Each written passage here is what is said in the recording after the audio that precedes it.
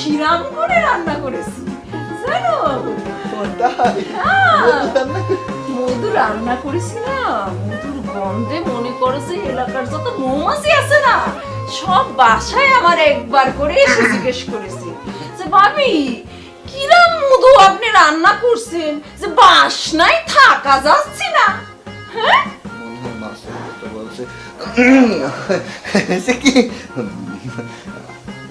হ্যাঁ ওই শয়তানের কাজ। হ্যাঁ ওই শয়তানটাই আমারে বারবার করে বললো যে ভাই চলেন আমি বাজারে যে আপনার পছন্দ করে মাছ কিনে দিচ্ছি, ওর পছন্দ আমি ওই মাছ কিনেছি বলেই তোমার এই গন্ধ মন্দ। খবরদার খবরদার কইলাম, হ্যাঁ আরেকজনের দোষ দিবা না। হ্যাঁ নিজের মাথায় কি গিলু পড়তে কিছু নাই নাকি? হ্যাঁ বুদ্ধি শুদ্ধি একবারই গেছে, এত দাম দিয়ে মাছটা কিনে নিয়ে আসছি তাও আবার পচা। হ্যাঁ